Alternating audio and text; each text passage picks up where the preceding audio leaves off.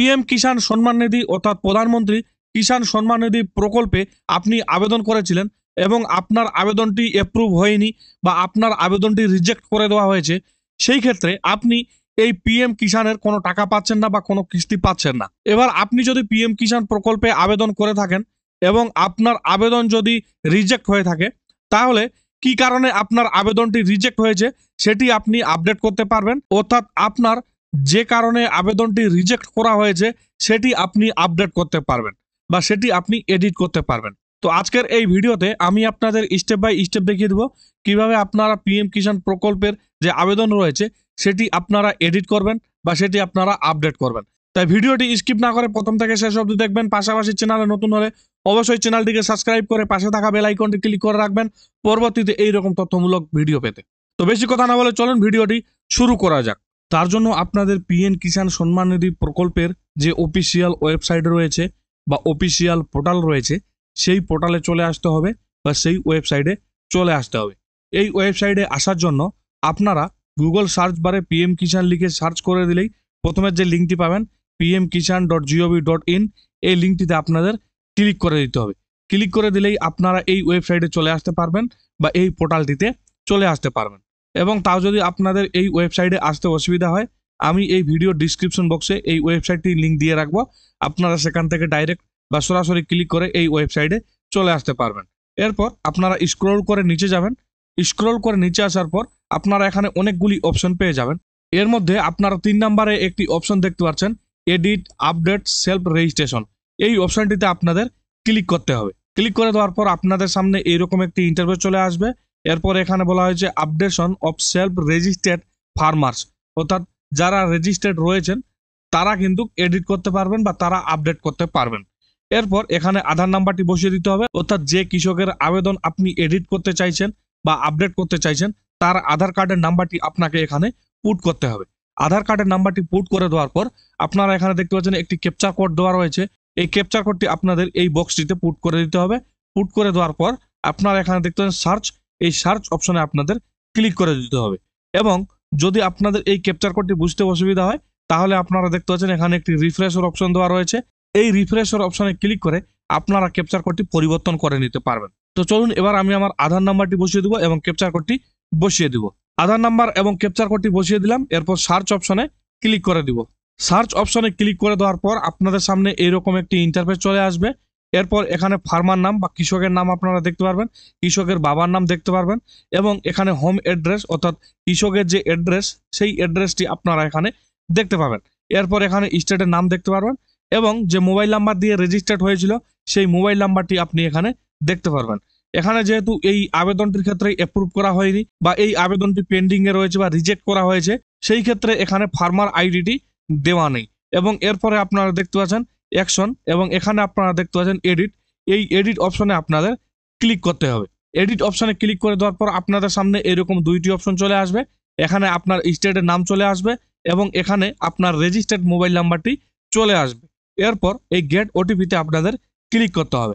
তবে অবশ্যই মনে রাখবেন, আপনি যদি এখানে আধার নাম্বারটি পুট করেন এবং এখানে আপনি ক্যাপচার কোডটি পুট করে সার্চ করেন এবং আপনার যদি ডিটেলস এখানে না আসে বা ডিটেলস যদি না শো করে তাহলে কিন্তু আপনি এডিট করতে পারবেন না বা আপনি আপডেট করতে পারবেন না। এখানে আপনার যে ডিটেলস রয়েছে সেই ডিটেলস কিন্তু আসতেই হবে এবং এখানে যে এডিট অপশন রয়েছে সেই এডিট অপশনটি আসতেই হবে। এরপর এখানে আপনারা গেট ওটিপি অপশনে ক্লিক করে দিবেন। গেট ওটিপি অপশনে ক্লিক করে দেওয়ার পর আপনার যে রেজিস্টার্ড মোবাইল নাম্বার রয়েছে, অর্থাৎ যে মোবাইল নাম্বার দিয়ে আপনি আবেদন করেছিলেন বা যে মোবাইল নাম্বার দিয়ে কৃষকের পিএম কিষাণে আবেদন করা হয়েছিল, সেই মোবাইল নাম্বারে একটি 4 সংখ্যার ওটিপি আসবে। সেই ওটিপিটি আপনাকে ইন্টার মোবাইল ওটিপি এই ঘরটিতে পুট করে দিতে হবে। ওটিপিটি পুট করে দেওয়ার পর আপনারা এখানে দেখতে পাচ্ছেন ভেরিফাই ওটিপি, এই অপশনটিতে আপনাদের ক্লিক করে দিতে হবে। ওটিপিটি ভেরিফাই করে দেওয়ার পর আপনাদের সামনে এইরকম একটি ইন্টারফেস চলে আসবে। এখানে বলা হয়েছে রেগুলার রেজিস্ট্রেশন ল্যান্ড ওনার আফটার 1/2/2019, অর্থাৎ এই আবেদনটির ক্ষেত্রে বা আমি যে কৃষকের পিএম কিষাণ আপডেট করছি বা এডিট করছি সেই আবেদনটির ক্ষেত্রে কিন্তু জমির যে তথ্য রয়েছে সেই তথ্যটি কিন্তু ভুল দেওয়া রয়েছে বা সেই তথ্যর কারণেই বা জমির যে তথ্য রয়েছে সেই তথ্যটির কারণেই কিন্তু রিজেক্ট করা হয়েছে বা পেন্ডিং এ রয়েছে বা অ্যাপ্রুভাল করা হয়নি। সেই কারণেই কিন্তু এখানে দেখাচ্ছে রেগুলার রেজিস্ট্রেশন ল্যান্ড ওনার আপনার 1/9/2019। আপনাদের ক্ষেত্রে যদি আলাদা কিছু হয়ে থাকে, আপনাদের ক্ষেত্রে যদি অন্য কোনো কারণ হয়ে থাকে, তাহলে কিন্তু আপনাকে সেই কারণটি কিন্তু এখানে দেখাবে। তো বেশিরভাগ ক্ষেত্রেই এই যে জমির তথ্য রয়েছে, এই জমির তথ্যের জন্যই আমাদের অ্যাপ্রুভ করে দেয় না, বা আমাদের আবেদনটি পেন্ডিংয়ে থেকে যায়, বা আমাদের যে আবেদন সেই আবেদনটি রিজেক্ট করে দেওয়া হয়। তো সেই ক্ষেত্রে কিন্তু আপনাদের এইরকম একটি ইন্টারফেস দেখাবে। এরপর আপনারা এখানে টিক চিহ্ন দিয়ে দিবেন। টিক চিহ্ন দিয়ে দেওয়ার পর একটু লোডিং হবে। লোডিং হওয়ার পর আপনাদের সামনে এইরকম একটি ইন্টারফেস চলে আসবে। এই পপআপটিতে বলা হয়েছে, বা এখানে বলা হয়েছে, যারা 1 ফেব্রুয়ারি 2019-এর পর জমির মালিক হয়েছেন বা জমিটি রেকর্ড করার পর খতিয়ান পেয়েছেন, তাদের ক্ষেত্রে কিন্তু তারা পিএম কিষানের যে সুবিধা বা বেনিফিটস সেইগুলি কিন্তু পাবেন না, বা পিএম কিষানে আবেদন করার জন্য এলিজেবল নন। আপনি যদি পিএম কিষানের বেনিফিটস পেতে চান, তাহলে অবশ্যই আপনার খতিয়ানটি 1 ফেব্রুয়ারি 2019-এর আগে হতে হবে। 2019-এর পরে যদি হয়, তাহলে কিন্তু আপনি বেনিফিটস পাবেন না, বা আপনি যদি আবেদনও করেন বা আপনি যদি এডিটও করে দেন, তাও কিন্তু আপনার আবেদনটি অ্যাপ্রুভ হবে না। এরপর আপনারা এখানে দেখতে পাচ্ছেন ওকে, এই ওকে অপশনে আপনারা ক্লিক করে দিবেন। ক্লিক করে দেওয়ার পর আপনারা একটু স্ক্রল করে নিচে যাবেন। স্ক্রল করে নিচে আসার পর আপনারা এখানে দেখতে পাচ্ছেন গেট আধার ওটিপি, এই অপশনটিতে আপনাদের ক্লিক করতে হবে। গেট আধার ওটিপিতে ক্লিক করে দেওয়ার পর আপনাদের সামনে এরকম একটি অপশন চলে আসবে। এখানে আপনাকে আপনার ওটিপিটি বসাতে হবে, অর্থাৎ আপনার আধার কার্ডে যে মোবাইল নাম্বার লিঙ্ক রয়েছে, সেই মোবাইল নাম্বারে একটি 6 সংখ্যার ওটিপি আসবে।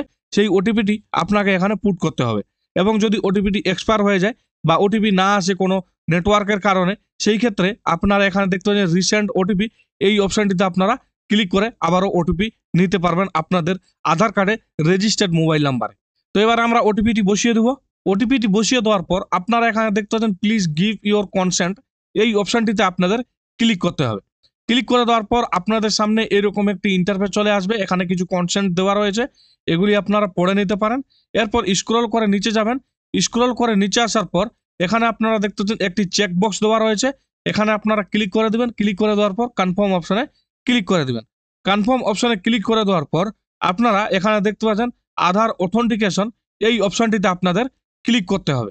আধার অথেন্টিকেশন অপশনে ক্লিক করে দেওয়ার পর আপনাদের সামনে এরকম একটি ইন্টারফেস চলে আসবে, অর্থাৎ ফার্মারের বা কৃষকের যে সমস্ত পার্সোনাল ডিটেলস রয়েছে, সেই সমস্ত ডিটেলস কিন্তু এখানে চলে আসবে। এখানে কৃষকের নাম পেয়ে যাবেন, এখানে কৃষকের বাবার নাম বা হাজব্যান্ডের নাম বা মাদার নাম পেয়ে যাবেন, এখানে কৃষকের অ্যাড্রেস পেয়ে যাবেন, পিনকোড পেয়ে যাবেন। অর্থাৎ এক কথায় বলা যেতে পারে, আপনি যখন আবেদন করেছিলেন, আবেদন করার সময় যে সমস্ত তথ্য দিয়েছিলেন বা আপনার আধার কার্ডে যে সমস্ত তথ্য রয়েছিল, সেই সমস্ত তথ্য অটোমেটিকলি ফেজ করেছিল, সেই সমস্ত তথ্য কিন্তু এখানে আপনারা দেখতে পারবেন বা এখানে চলে আসবে। এরপর এখানে রেশন কার্ডের নাম্বার পেয়ে যাবেন, এখানে আপনার ডেট অফ বার্থ পেয়ে যাবেন, সমস্ত ডিটেলস আপনি এখানে পেয়ে যাবেন। এরপর স্ক্রল করে নিচে যাবেন। স্ক্রল করে নিচে আসার পর এখানে বলা হয়েছে ফার্মার ফ্যামিলি ডিটেলস, এবং এখানে বলা হয়েছে মেরিটাল স্ট্যাটাস, এবং এখানে আপনারা দেখতে পাচ্ছেন সিলেক্ট মেরিটাল স্ট্যাটাস। এখানে যদি আপনারা ক্লিক করে দেন, এখানে অনেকগুলি অপশন পেয়ে যাবেন। আপনাদের ক্ষেত্রে যেটি হবে সেটি আপনারা সিলেক্ট করে নেবেন। আপনি যদি সিঙ্গেল সিলেক্ট করেন, তাহলে কিন্তু একটু লোডিং হবে। লোডিং হওয়ার পর আপনাদের সামনে এরকম একটি ইন্টারফেস চলে আসবে, এবং আপনি যদি এখান থেকে মেরিট সিলেক্ট করেন, তাহলে কিন্তু আবারও একটু স্ক্রল হবে। স্ক্রল হওয়ার পর আপনাদের সামনে এইরকম একটি ইন্টারফেস আসবে। এখানে আপনার ওয়াইফের বা কৃষকটি যদি মহিলা হয়, তাহলে স্বামীর ডিটেলস এখানে ফিল করতে হবে। এখানে স্বামীর নাম দিতে হবে, এখানে স্বামীর আধার কার্ড নম্বরটি দিতে হবে, এবং ডেমো অথেন্টিকেশনে ক্লিক করতে হবে। তো আমার ক্ষেত্রে বা এই আবেদনকারীর ক্ষেত্রে যেহেতু সিঙ্গেল, সেই ক্ষেত্রে সিঙ্গেল সিলেক্ট করে নিব।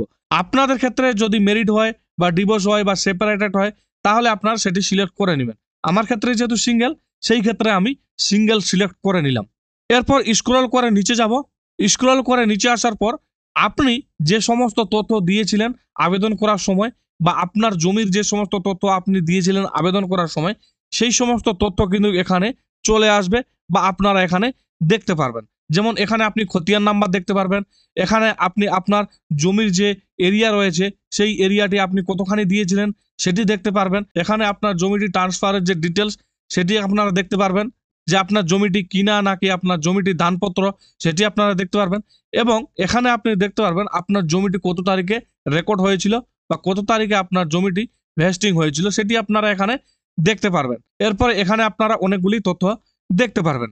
এরপর আপনারা যদি এই তথ্যটি বা এই খতিয়ানটির যদি কোনো তথ্য আপনারা ভুল দিয়ে থাকেন, সেটি যদি আপনারা এডিট করতে চান, মনে করেন আপনার জমির সংখ্যা আপনি কম দিয়ে রেখেছেন, সেটি আপনি যদি বেশি করতে চান, তাহলে এখানে আপনারা দেখতে পাচ্ছেন এডিট এবং এখানে আপনারা দেখতে পাচ্ছেন ডিলিট।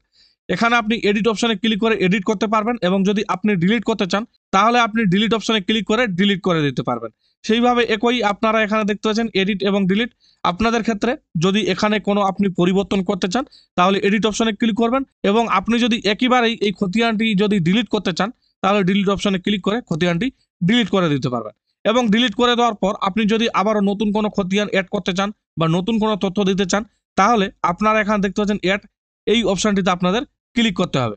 এড অপশনে ক্লিক করে দেওয়ার পর আপনাদের সামনে এরকম একটি ইন্টারফেস চলে আসবে। এখানে আপনাকে খতিয়ান নাম্বার বসাতে হবে, এখানে আপনার দাগ নাম্বার বসাতে হবে, এখানে আপনাকে এরিয়ার যে মাপ রয়েছে বা এরিয়া যে রয়েছে আপনার জমিটি কতখানি এরিয়ার সেটি আপনাকে এখানে বসাতে হবে। আপনার সমস্ত ডিটেলস আপনাকে এখানে বসিয়ে দিতে হবে। এখানে আপনাকে ল্যান্ড ট্রান্সফার ডিটেলস দিতে হবে, আপনার জমিটি কেনা নাকি আপনার জমিটি আপনি আপনার বাবার থেকে পেয়েছেন, আপনার বাবার মৃত্যুর পর আপনি জমিটি পেয়েছেন বা আপনার জমিটি আপনার মায়ের মৃত্যুর পর আপনি পেয়েছেন। এই ডিটেলসগুলি আপনাকে এখানে দিতে হবে এবং এখানে আপনাকে দিতে হবে যে কত তারিখে আপনার জমিটি রেকর্ড হয়েছে বা কত তারিখে আপনি জমিটি রেকর্ড করেছেন। এবং আপনার জমিটি যদি পাট্টা থাকে তাহলে ইয়েসে ক্লিক করবেন, যদি পাট্টা না থাকে তাহলে নো তো সিলেক্ট করে নেবেন এবং এখানে আপনাকে পর্চাটি আপলোড করে দিতে হবে।